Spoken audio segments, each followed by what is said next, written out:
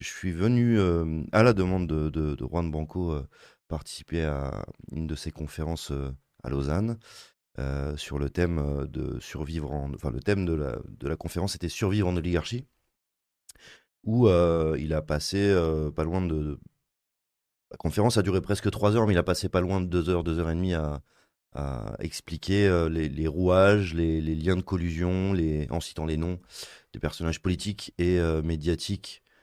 et fortunés puisque, les 3 sont liés. Ils en ont tous pris pour leur grade. Effectivement, on va mettre un lien de cette vidéo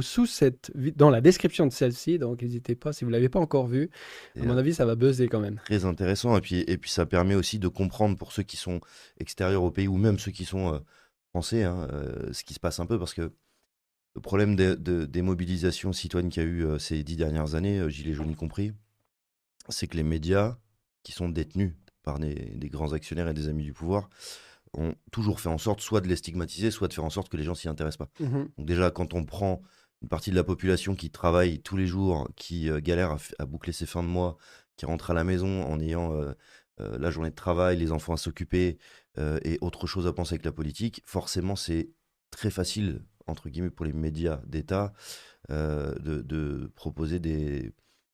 émissions comme Cyril Hanouna ou Love Story ou ce genre de choses où on divertit, on détourne l'attention et on abrutit en gros la population en lui donnant un peu de pain, un peu de jeu T'en et sais quelque chose, parce que toi-même, tu as été invité 3 fois, si je ne m'abuse, j'ai à fait l'émission Thierry Lanouna. Est-ce que tu peux nous donner un peu les derrières ou les coulisses, je crois que on dit comme ça, c'est ça. de ce genre d'émission? Alors j'ai fait 3 interventions, 2 fois dans une émission qui s'appelle, TPMP, donc Touche pas à mon poste et une fois dans une émission qui s'appelle BTP, Balance ton poste.